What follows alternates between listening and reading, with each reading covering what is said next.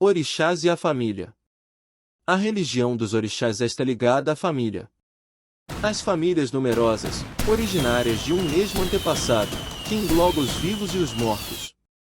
O orixá seria, em princípio, um ancestral divinizado, que em sua vida, estabeleceu vínculos que lhe garantiram um controle sobre certas forças da natureza. O poder, axé, do ancestral orixá teria, após sua morte, a faculdade de encarnar-se, momentaneamente, em um de seus descendentes durante um fenômeno de possessão por ele provocado. A passagem da vida terrestre à condição de orixá desses seres excepcionais, possuidores de um axé poderoso, produz-se em geral, em um momento de paixão e ira. Esses antepassados divinizados não morriam de morte natural. Possuidores de um axé muito forte e poderes excepcionais sofriam uma metamorfose nesses momentos de crise emocional, provocado pela cólera e outros sentimentos violentos. O que neles era material desaparecia, queimado por essa paixão, e deles restava somente o axé, poder em estado de energia pura. Para que o culto pudesse ser criado, era preciso que um ou vários membros da família tenha sido capaz de estabelecer Odum Orixá, um vaso enterrado no chão, até mais ou menos 3/4 de sua altura, pelos seus adeptos.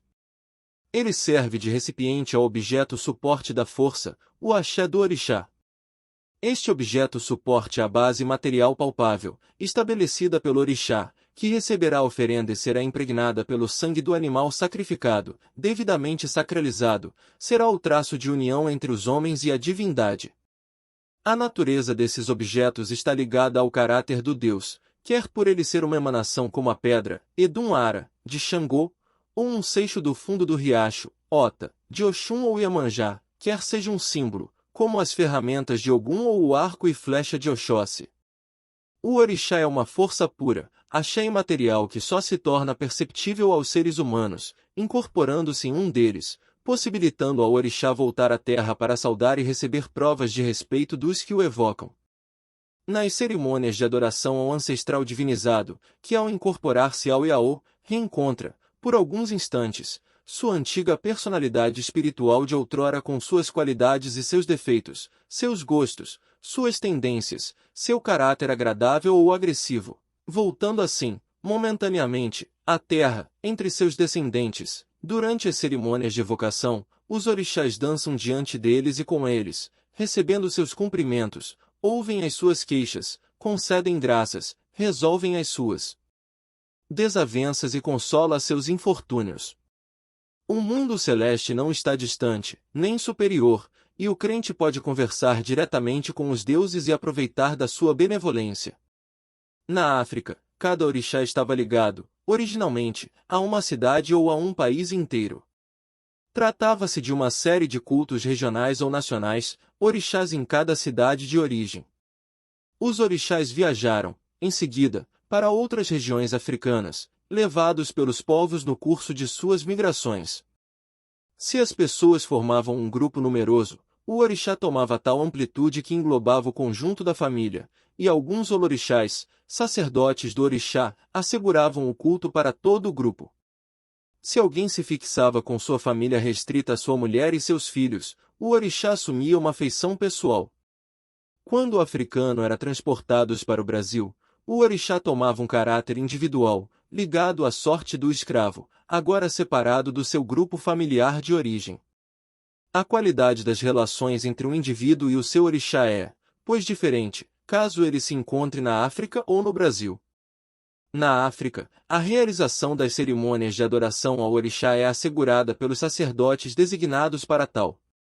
Os outros membros da família ou grupo não têm outros deveres senão o de contribuir materialmente para os custos do culto, podendo, entretanto, se assim o desejar, participar nos cantos, danças e festas animadas que acompanham essas celebrações. Devem, além disso, respeitar as proibições alimentares e outras ligadas ao culto do seu orixá, e assim agindo, estão perfeitamente em regra com as suas obrigações. No Brasil, ao contrário, cada um tem que assegurar pessoalmente as minuciosas exigências do orixá, tendo, porém, a possibilidade de encontrar num terreiro de candomblé um meio onde se inserir um pai ou mãe de santo, capaz de guiá-lo e ajudá-lo a cumprir corretamente suas obrigações em relação ao seu orixá. Se a pessoa for chamada a tornar-se filho de santo, caberá igualmente ao pai ou mãe de santo a tarefa de levar a bom termo a sua iniciação e preparar o assento de seu orixá individual, o vaso que contém os seus ota, as pedras sagradas, receptáculos da força do Deus.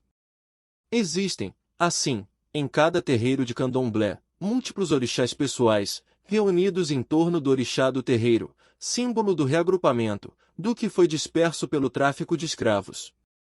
A autoridade do pai ou mãe de santo afirma-se no momento da raspagem da cabeça do noviço, no primeiro dia da iniciação. Esse ato significa a tomada de possessão simbólica do noviço, a imposição de uma paternidade, o domínio sobre a pessoa. Essa noção de tomada de posse é aceita a tal ponto que, no momento da morte do pai ou mãe de santo, todos os seus filhos espirituais devem realizar uma cerimônia destinada a tirar a mão do morto, para evitar ser arrastado até o além pelo Ikaú, defunto. Completados 7 anos de iniciação, os Yaô tornam-se Bome, irmão mais velho, e têm o direito a ter seu próprio terreiro com a bênção e autorização de seu pai ou mãe de santo.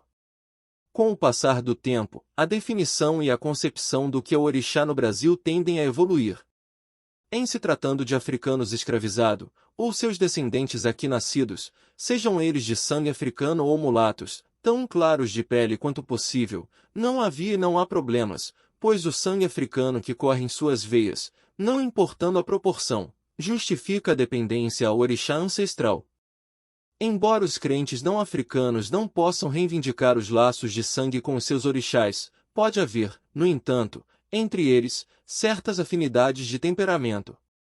Africanos e não africanos têm em comum tendências inatas e um comportamento geral correspondente àquele de um orixá, como a virilidade devastadora de Xangô, a feminilidade elegante e coquete de Oxum, a sensualidade desenfreada de Oya, a calma benevolente de Nanã, a virilidade e a independência de Oxalá, o masoquismo e o desejo de expiação de Omolu, etc. Podemos chamar essas tendências de arquétipos da personalidade porque, não há nenhuma dúvida, certas tendências inatas não podem desenvolver-se livremente dentro de cada um, no decorrer de sua existência, se elas entrarem em conflito com as regras de conduta admitidas nos meios em que vivem. A educação recebida e as experiências vividas, muitas vezes alienantes, são as fontes seguras de sentimentos de frustração e de complexos, e seus consequentes bloqueios e dificuldades. Se uma pessoa, vítima de problemas não solucionados, é escolhida como filho ou filha de santo pelo orixá, cujo arquétipo correspondente a essas tendências escondidas, isso será para ela a experiência mais aliviadora e reconfortante pela qual possa passar. No momento do transe, ela comporta-se, inconscientemente, como o orixá, seu arquétipo, e é exatamente a isso que aspiram as suas tendências secretas e reprimidas. Os arquétipos de personalidade das pessoas não são tão rígidos e uniformes, pois existem nuances provenientes da diversidade de qualidade atribuídas a cada orixá. Oxum, por exemplo, pode ser guerreira, coquete ou maternal, dependendo do nome que leva. Eles são segundos casos, jovens ou velhos, amáveis ou ranzinzas, pacíficos ou guerreiros, benevolentes ou não. No Brasil, além do mais, cada indivíduo possui 2 orixás.